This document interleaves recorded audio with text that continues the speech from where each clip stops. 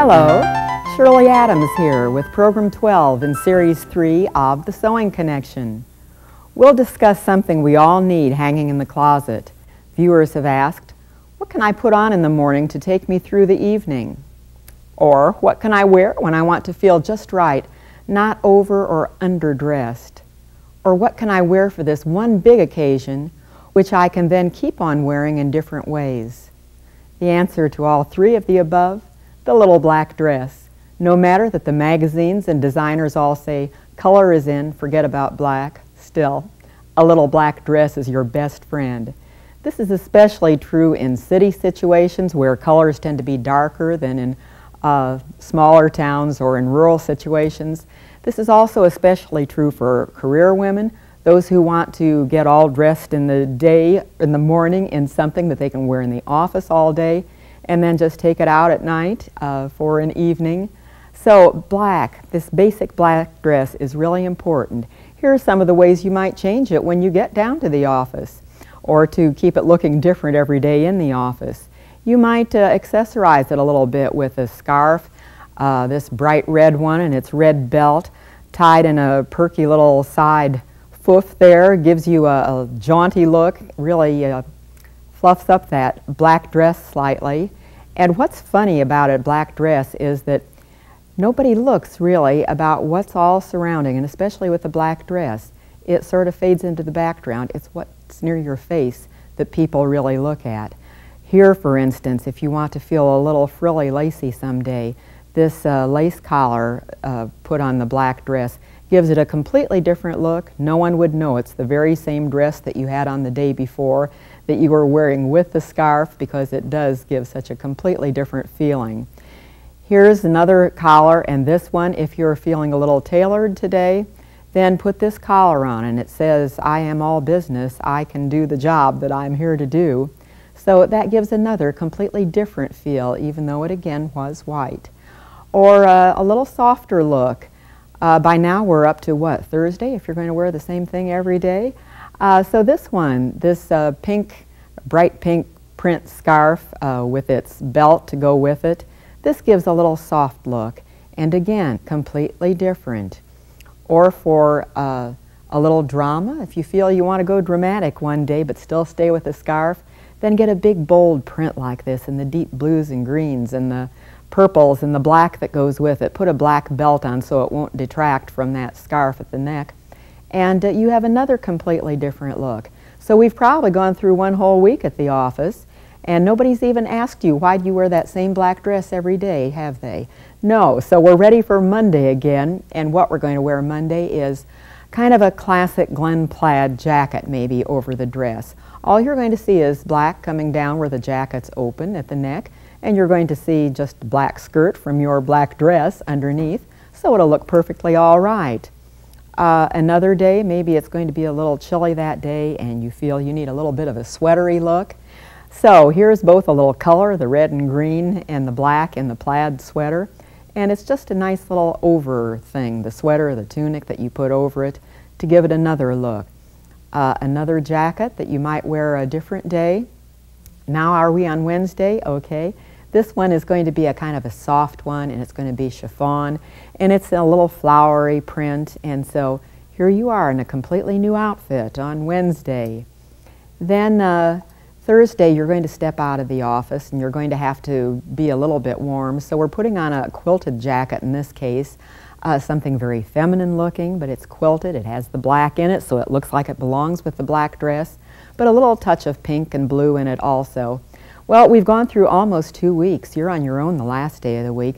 Just put some jewelry on then and you'll be just fine. But here you've gone through 2 whole weeks wearing one dress, So it's a great choice for someone new in the career maybe who hasn't a very large wardrobe, but also it's just a very practical thing to have. Well, your pattern choices, depending on what your lifestyle is, are really varied.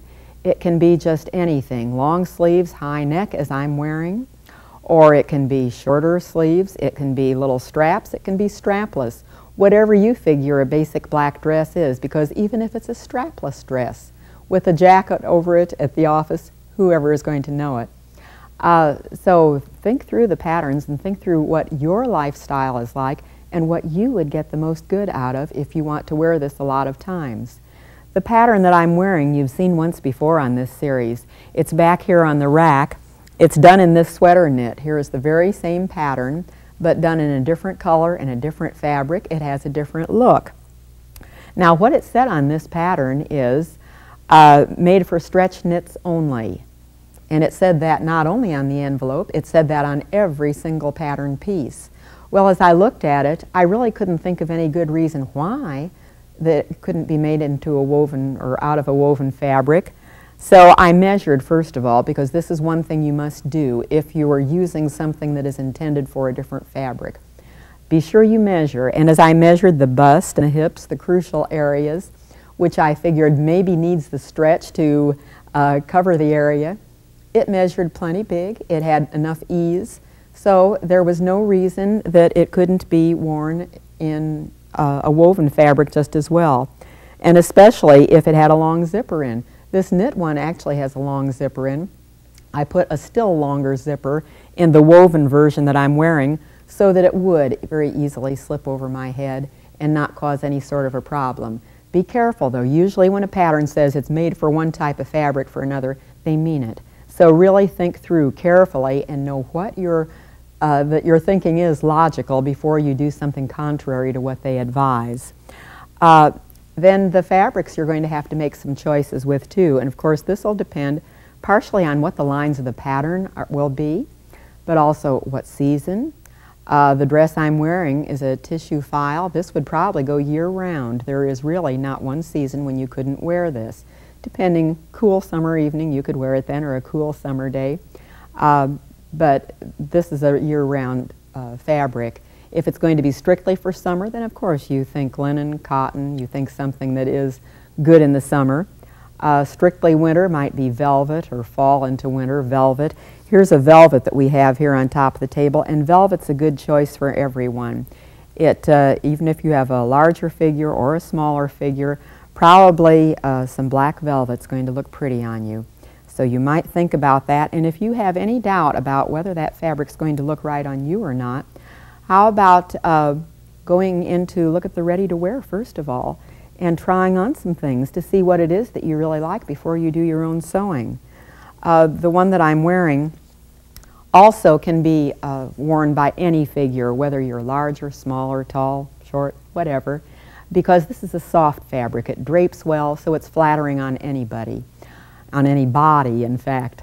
I don't have anything shiny here with me, but beware of black satin unless you have a super figure. You must be picture perfect, or those shiny fabrics that reflect the light that show off every flaw aren't for you. Or for basic black, this isn't my basic, but as I said, it depends on your lifestyle. And I have a friend who made her basic black dress out of this fabric. It's this very stretchy fabric. It has a lot of lycra in it, and it bubbles out. Now, it's a fun fabric, and it was very suitable for this person. She's a real petite little person, and she bubbles, and this just looked great on her. If this is difficult to see because it's black, I'll bring out the same thing in a red version so that you can see easily what it is. Now, this is not going to be anything that's suitable for my lifestyle, but as I said, we're all different. We all have different needs, and so think very carefully through what it is that you're going to need. What I like about a black dress, especially one of those readers or viewers who wrote in to say, what can I wear when I don't know what other people are wearing and I don't want to be overdressed or underdressed? This is especially important, I think, to most of us so that we do feel comfortable. And when you don't know what they wear for opening night of this or that, or what they wear to a particular restaurant, you're always safe in a little black dress. You can't go wrong that way. So once you've decided on the pattern and the fabric, then think of some other things that you might do with it. Back here on the rack also I have another one, and this is a charcoal gray. And for those who don't like a dead black, maybe a charcoal gray would be just the right thing for you.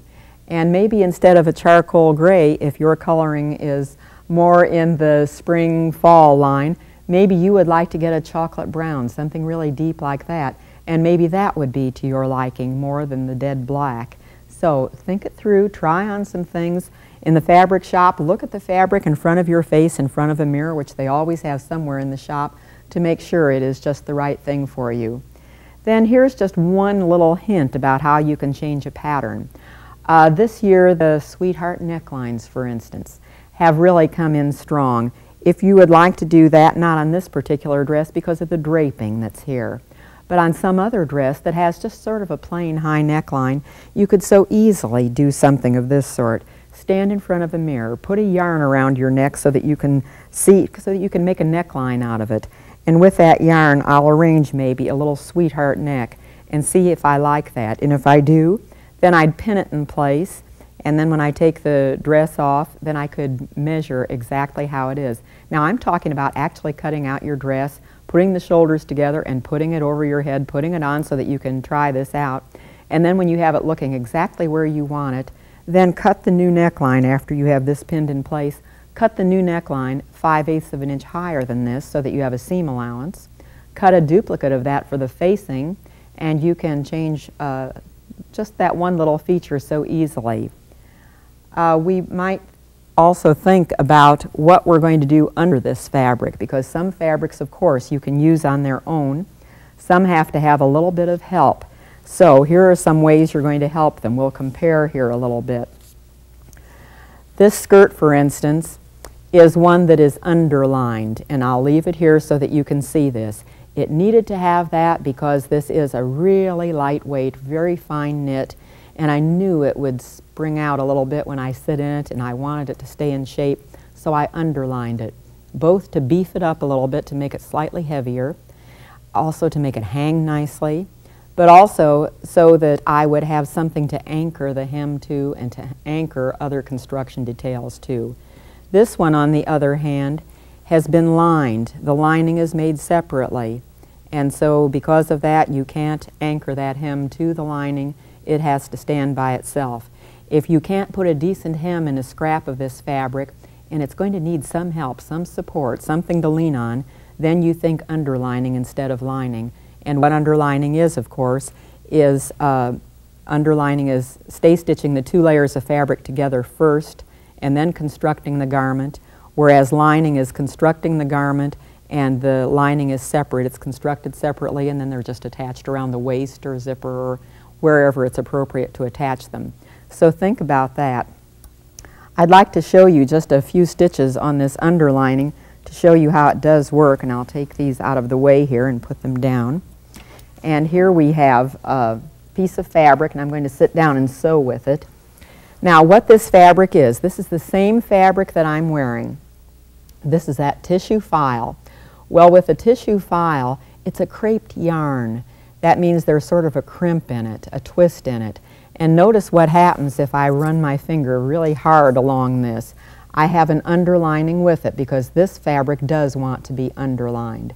So here under it I have a fabric that doesn't stretch at all. It is not creped, it's just a smooth lining fabric. So I have that on the bottom, I have this on the top. And notice what happens if I push my fingers on it. See how that creped yarn just stretches out and that fabric moves along. In fact, if I turn it over, you can see that I can pull the red fabric out probably just for this short length that I have here, maybe about 6-7 inches long is what this is, but I can pull out this red fabric about a ½ inch longer. That means it could pull out considerably if you were stitching a whole big long seam. This dress that I'm wearing is all in one piece from the neck down to the hem. There is no waistline seam, I'm just wearing a belt on it. So that means if I would try to underline this whole piece from one end to the other, by the time I have this top layer scooting all the way, I could end up with it a couple inches longer or so at the bottom. So anytime you have one layer that stretches and you want to stabilize it by another layer that will not stretch, be sure that you do that stay stitching with the non-stretchy layer. This is also a slippery fabric. but do this with the non-stretchy layer on top. And in doing it this way, I can go ahead and stay stitch these two together. Along in the seam allowance is where this would be done, and do get it all together nicely. Perhaps put a few pins in so that it stays in shape, but anyway, they'll come out the same length. And then after you have this all underlined and all the construction completed and you're ready to hem it, this is also where an underlining helps so well with these fabrics. It helps so well as a support fabric because we can turn that hem up, and I have a little hem lace here to cover the edge. You have to decide also what's going to show through to the outside, whether it's hem tape, the flat kind, the lace, and sometimes you go according to what color choices you have in the store, decide one or the other, or is it going to be better serged, or do whatever you need to in order to get that hem to be covered just right so that it will not fray or do any of those awful things. But then this is where it works to your advantage when you're doing some hemming. So I have a needle threaded here, and I have it threaded double, so I'll clip one of those threads. I guess we only need a single thread for a hem because we want to have it as light as possible, so let me just clip that and pull it out. But here's what's nice about it when you have that underlining. You put the needle through, but not completely, because for goodness sake, you don't want it to look like this on the outside. You don't want to have anything showing. That's why you have the underlining there. So as you put your needle through, you have your finger underneath, and you can feel when that needle comes close to your finger. So what you therefore will do is, I'm trying to do this, and wouldn't you know it doesn't want, I don't have a big enough piece to catch onto here at the end. Okay, what I have done is put my needle in until it touched my finger, and then did you notice I pulled the needle out just a speck? I just retracted it a tad just so that it would catch the underlining only. I'll do a couple of stitches like that and then show you what it looks like on the right side. So here I am coming through another, and all you'll see is a little tiny stitch here over the hem. That's on the inside of the dress, of course, so it doesn't matter. But what you will see on the outside is absolutely nothing, because every time I come in, I retract that needle a little bit before I push it through. Therefore, it's completely in between layers and nothing shows there at all, no stitches. So this is one of the good reasons to put an underlining in these thin fabrics. Now in heavier fabrics, in the velvets, in any of those, you aren't going to need an underlining. Just to make it more luxurious, you might want to put a lining in, but you'll hem to itself. So just be careful with that hem so that you won't have any dimple showing through on the outside, so that nothing does get messy there. Did you notice the way this was just tying itself in knots? This is a good reason to have a little cake of beeswax with you when you do any hand sewing. Rub the thread over that to make sure that it does slide through so it won't tie knots accidentally. Then another place where you're going to have to make a decision as far as what to do in the construction is in a zipper. Almost any of these dresses will probably have a zipper in them somewhere. And my rule, my personal rule, is that if it has no top stitching anywhere else on the dress, I'm not going to machine stitch that zipper in. What I would probably do instead is hand pick it. So that's what's been done to this zipper in the back of this dress. Not a little black dress, a little blue dress, but this one has been hand picked. And the reason is because there's no top stitching anywhere else, so it's more appropriate to do this by hand. If you will look through the very expensive dresses, the designer looks, you'll find these hand-picked zippers when they cost a lot of money. And they do it for the same reason. If there's no top stitching anywhere else, they're not just going to stitch in a zipper to have that thread showing when it isn't anywhere else. It doesn't seem appropriate. So just right on this same zipper, I'm going to show you how that hand picking works, and it goes all the way along. This is simply a back stitch. Everyone can do this easily, and in fact, I'm not even going to bother to tie a knot here. This is a very easy thing to do, and wherever you come up from underneath, and I'm going to stitch about a 1/4 inch away from the edge of the fabric, wherever you come up underneath, you're just going to take a little back stitch so that it looks like this. I will just barely have a little dimple there. It will be a very small stitch. So here I'm coming up on the other side, and you can see as this pulls tightly that there is just a little back stitch there in the same color. It won't even show, and you keep doing the same thing. You go down just barely behind it then, and come up about another 1/4 inch away. And so for each stitch, you'll just have that little dimple of the thread and pull each one up tightly. One layer pulled and the other one didn't there. So you'd have to isolate the one thread that didn't pull as tightly and pull it so that they're both balanced. And you just keep that on. And this I'm doing very slowly, of course. It actually goes very quickly, so it won't take you much time to do it at all. But if you've never tried one, this might be a good project to try it on and do a little hand picking. Here's how it looks on the back side then. You will actually see all that thread. You'll actually see the stitches there. But who but you will look on the back side, so it really doesn't matter a bit. It's the right side with its little tiny dimples and the same colored thread that make the big difference. Also with zippers, we have a little problem at times in that we can't match them. That happened recently to me. I'll just cut this off. That happened recently to me as I was doing a zipper. I wanted to do this in a pink velvet skirt, and I couldn't find a zipper to go with it. So these were the decisions I had to think through. I'll get my zipper out here and show you what I'm talking about. Okay, this was the closest I could come if I used an invisible zipper. Now that's a thought. You can do an invisible zipper, sew it in by machine, and the zipper really won't show at all. But there's that tab that shows on the outside of the dress. So my decisions to be made were, what do I do with that tab? Now this was in a bright pink velvet skirt. I probably could have found a shade of nail polish to exactly match, and that might have been a good choice. But here's another thought. How about just taking a little piece of ultra suede in the same color, if you just happen to have a scrap, which I do in every color there is probably. But what I have done with this is this little scrap has been just shredded with scissors. And then right in the center of it I've cut a little hole. Well, that could very easily have that zipper tab put through the hole, and then I could glue this around it with a little bit of any of the fabric glues on the market. I could just glue that down. It makes a nice zipper pull. So this is one choice that you might do. Another choice is to maybe just hand pick it and keep it underneath, and I think that's what I did. I used something of this sort with it so that it didn't go at all, but the tab, everything was concealed. But as far as zipper pulls go, here are some other thoughts that you might use on that black dress, either for day or for night.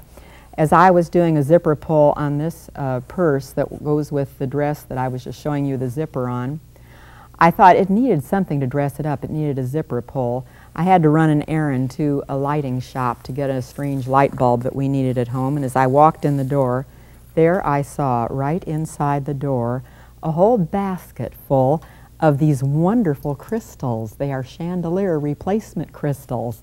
Aren't they great?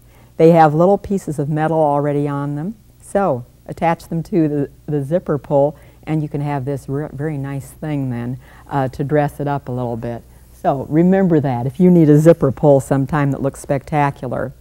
If you want to take this dress into a little glittery look, because we're wearing glitter day or night, here's another thought. You can get marvelous appliques in any of the fabric shops, and with this one I have painted on the back of it some kind of sticky stuff that's sort of like pressure sensitive tape, really. You can put it on and take it off. When you do take it off, it isn't going to damage the fabric. And put it on a piece of wax paper, a piece of plastic to store it so that it's ready to wear the next time, so that it won't get the sticky off of it. There are also in the fabric shops a whole lot of things that will press in place. So here I'm putting on this black velvet one type of trim here. Here's another type of trim. There are just endless varieties of these trims.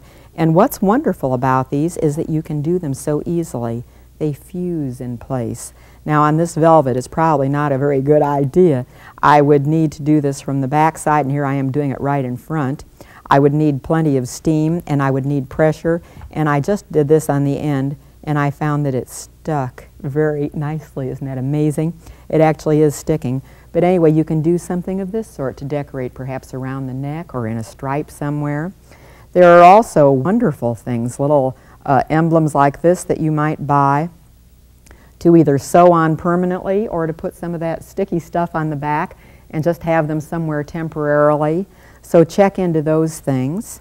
There are also a lot of wonderful braids that you might put on this if you are wanting to keep it that way permanently. If you want it to stay neutral though forever, then you better consider it very carefully and possibly not put those braids on, since they'll be there forever once you sew them. If you are going to sew them, I have a few here done in gold, and of course this gold is going to be just fine whether you wear it day or night. But anytime you're going to put any of these cords on, look for a foot that will accommodate them in your collection of zipper or in your collection of presser feet. I'm looking for an end here, and what that end would do if I could find it, here it is, I didn't think it was a complete circle. What that end would do is permit you to put the cord through it, and then you just sew over that cord very easily as it goes along in the machine.